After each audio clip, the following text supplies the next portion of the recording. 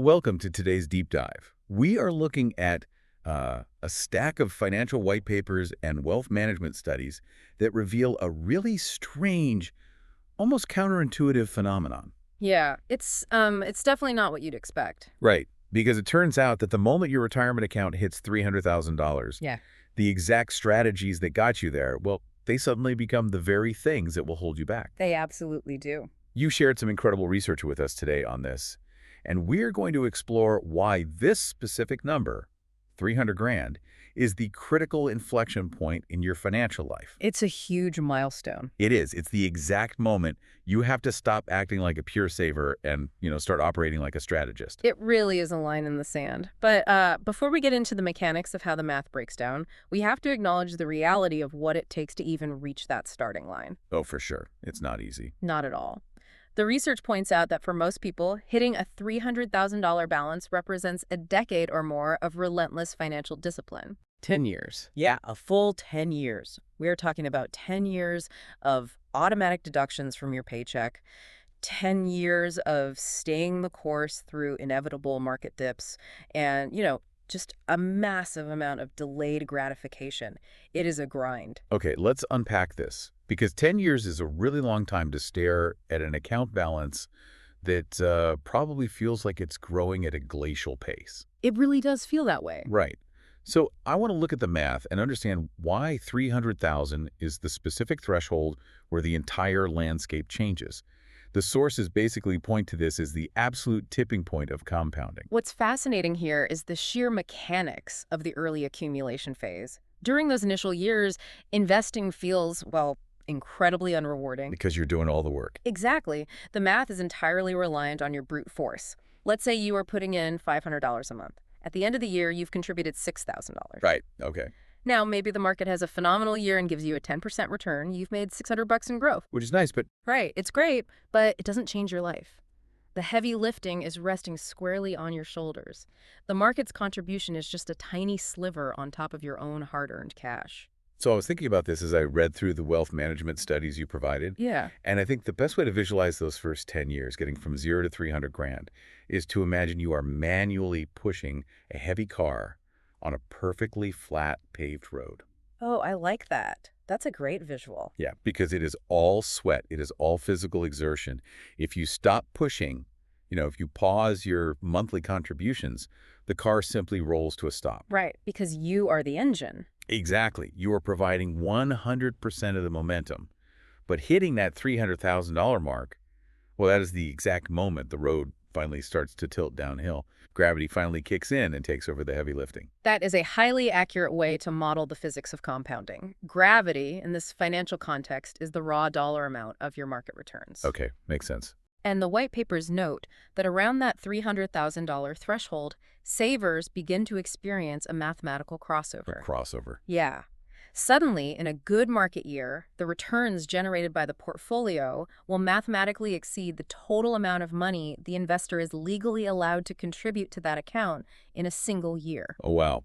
Let's run those numbers because that is a wild paradigm shift. It really is. So the current IRS limit for a 401k contribution is roughly $23,000 a year. Right. If you have a $300,000 balance and the market returns 10%, your portfolio just generated $30,000 of pure growth. Exactly. The invisible force of compounding is now throwing more money into the account than you are, even if you are maxing out your payroll deductions.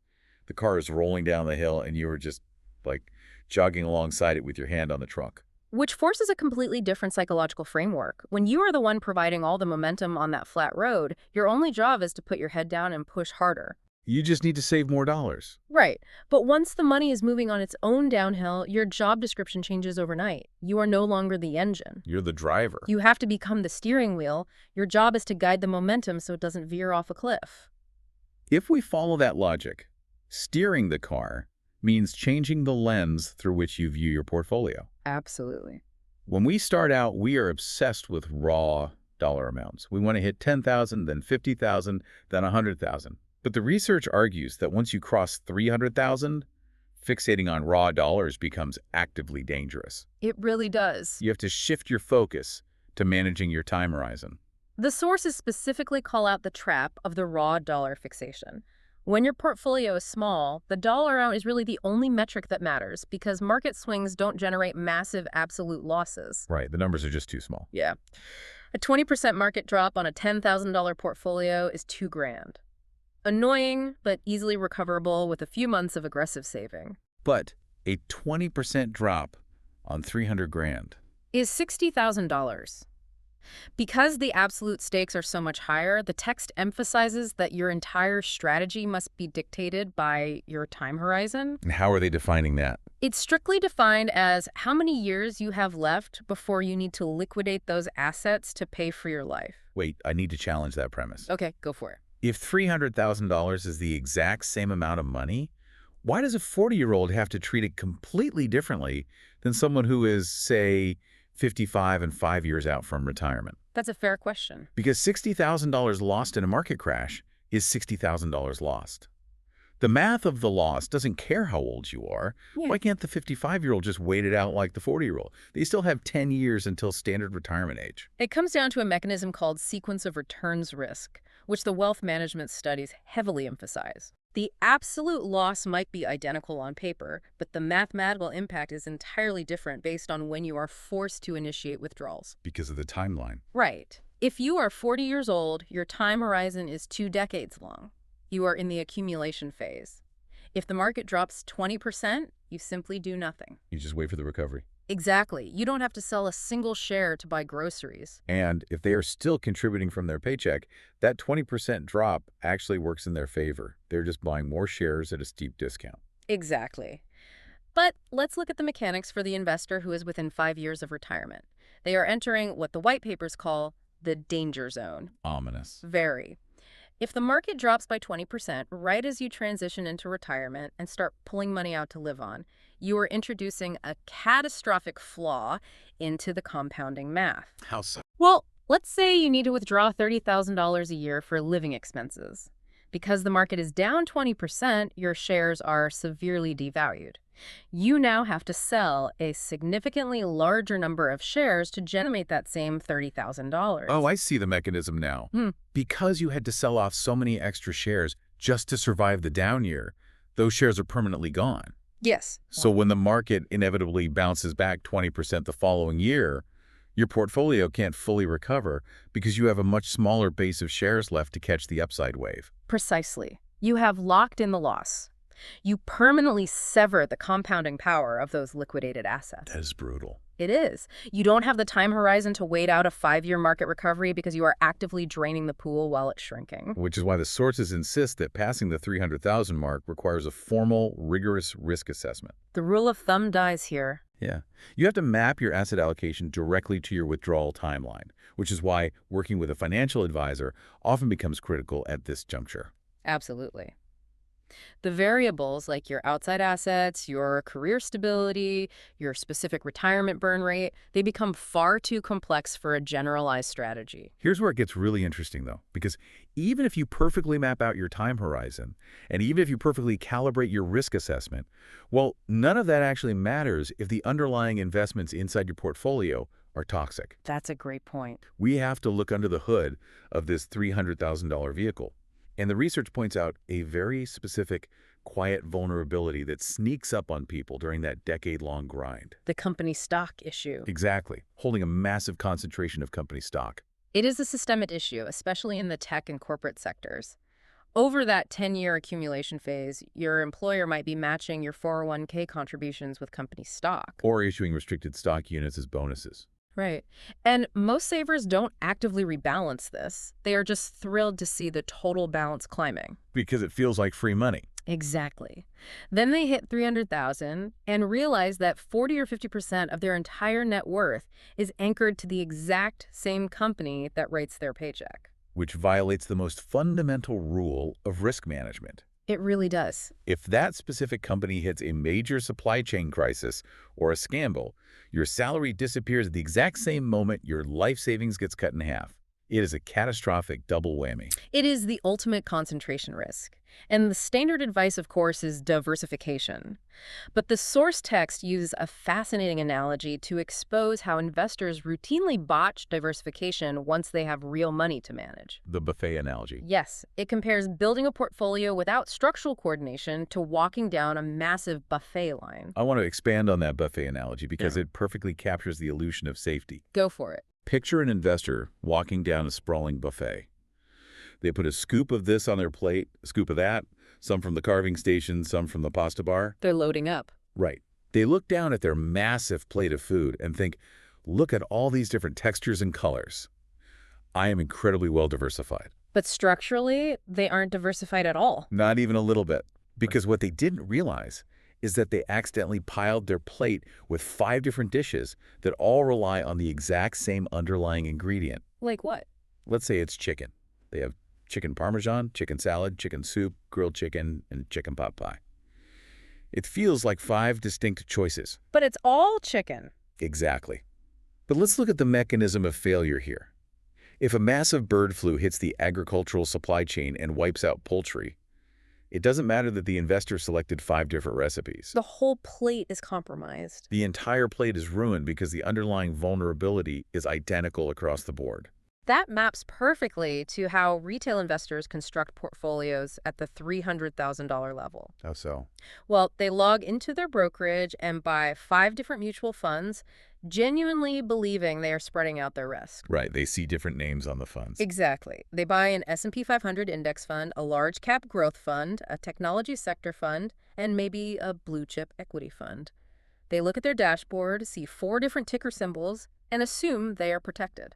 But I'm looking at the capitalization weighting rules from the research, and if you actually open up the prospectus for those funds and look at the raw ingredients, You discover that the top holdings in every single one of those supposedly different funds are the exact same 5 to 7 mega cap tech giants. oh wow. Yeah, Yeah. because funds like the S&P 500 are market cap weighted, those massive tech companies dominate the index. So they're just buying chicken over and over again. Precisely. So when you buy a tech fund alongside your index fund, you haven't diversified your risk at all. You have just bought the exact same concentrated risk wrapped in slightly different packaging. You have inadvertently created massive overlapping vulnerabilities. Which means if the semiconductor supply chain experiences a massive disruption or AI regulations crater the tech sector, all 4 of those different funds are going to violently crash at the exact same time. Exactly. Your entire plate is ruined by the same underlying shock. That is the illusion of diversification. It is. And it's why the research insists that at this wealth level, the strategy must evolve from simple accumulation to active structural coordination. You have to actually look at what you own. Deeply. You have to analyze the underlying holdings of your assets to ensure they are actually uncorrelated. You need assets that behave completely differently from one another when macroeconomic shocks hit. Okay, so let's track the progression here. We fix the underlying assets. We coordinate the portfolio so a single sector crash doesn't wipe us out. Right. The money is finally growing efficiently and safely. But the research points out that the moment you optimize the growth, you immediately crash headfirst into a completely different ceiling. The IRS. The IRS. Because the faster that 300,000 compounds, the bigger the tax time bomb becomes. It is a massive consideration. So what does this all mean for the listener who is doing everything right, maxing out their accounts, and wants to know the mathematical next step to protect that wealth from being devoured by taxes? The next step is playing a highly calculated game of chess against your own future tax rates. This is complicated. It can be. The white papers indicate that at this wealth tier, investors must start engineering how their assets will be taxed upon withdrawal. And the primary tool they scrutinize is the Roth conversion strategy. Okay, moving money to a Roth. Right. Now, the baseline assumption is that shifting pre-tax money into a Roth account is always brilliant because all future compounding growth becomes entirely tax-free. Which sounds great. It does. At $300,000 with decades of compounding ahead, the potential tax savings are astronomical. On paper, it sounds flawless. So why wouldn't an investor just immediately convert their entire $300,000 traditional 401k into a Roth IRA the second they hit the milestone. Because of the immediate tax mechanism. The catch. Always a catch. A Roth conversion requires you to pay ordinary income tax on the entire converted amount in the year you do the conversion. Oh, man. Yeah. If you convert $300,000 today, the IRS adds $300,000 to your taxable income for this year. That is a massive tax bill. And for most investors at this stage, they are currently in the peak earning years of their career. They are already sitting in a brutally high marginal tax bracket. Let's run the logic on that. If I'm 45, at the peak of my earning power, paying 32% in taxes, I am paying a massive premium to convert that money today. Exactly. But if I wait until I'm 65, retired, and have zero W-2 income, I might drop down to the 12 or 22% tax bracket. Right, your rate goes way down. So it makes zero mathematical sense to voluntarily pay peak taxes today when I know my rate will plummet in the future. If we connect this to the bigger picture, the strategy isn't about blind conversion, it's about creating an engineered ecosystem of accounts. An ecosystem. Yes. The wealth management studies emphasize that the ultimate post-300,000 goal is arriving at retirement with a perfectly calibrated mix of 3 distinct tax buckets. Hemboza. Traditional pre-tax accounts, tax-free Roth accounts, and the often ignored taxable brokerage account. I really want to dig into that third bucket, the taxable brokerage account. It's so important. It is because in almost all the source material, this is highlighted as the forgotten middle child of wealth building. That's a great way to put it. Savers are so obsessively conditioned to chase tax advantages, either the upfront deduction of a 401k or the back-end tax shelter of a Roth, that they view standard taxable brokerage accounts as highly inefficient. Right. They think taxes equal bad. But the research argues this taxable account is actually the linchpin of advanced retirement strategy. It is the ultimate tool for financial agility. The problem with traditional retirement accounts is that their tax advantages come with heavy regulatory chains. Like what? They have strict age restrictions, usually locking your money away until you are 59 and a half.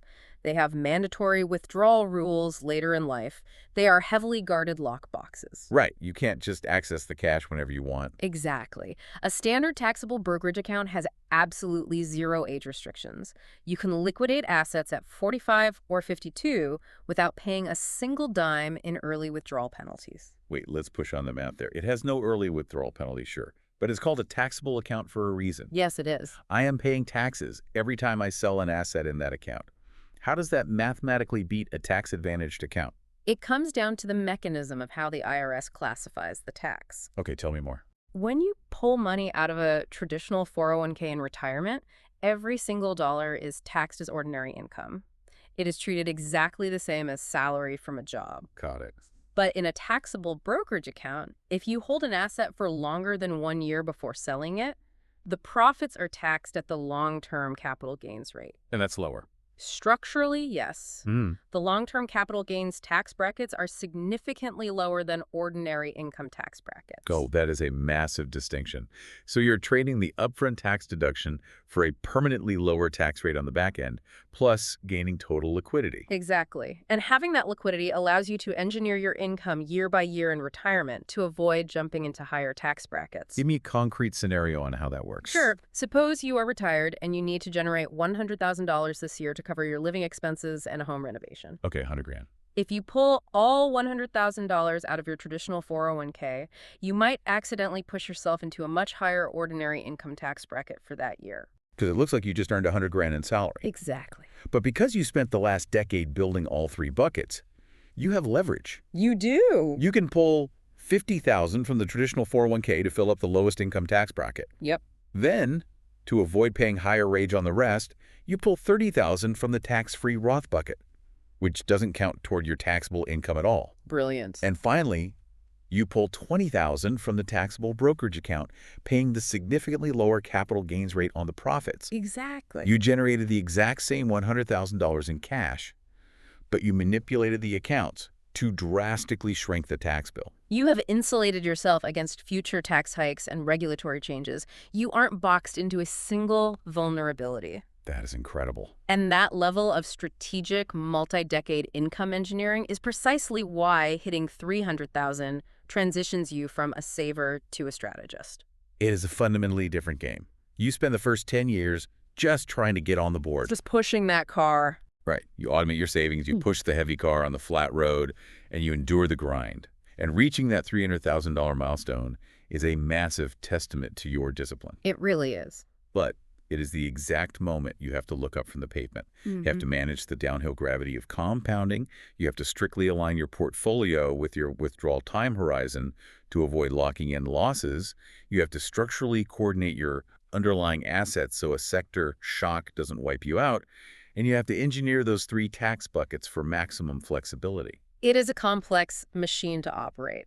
But as we wrap up our analysis of these sources today, there is one final lingering concept buried in the behavioral research that I want to leave you to mull over. Oh, I love behavioral finance. Lay it on us. We've established the math. At 300,000, compounding takes over and the car starts rolling downhill. Right.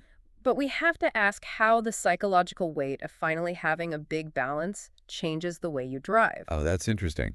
When your portfolio was only $10,000, you were likely fearless because you didn't have much to lose. Sure. But now that you possess a 6-figure sum that took a decade of blood, sweat, and delayed gratification to build, does the sheer terror of losing it change your behavior? You start driving with the brakes on. Exactly.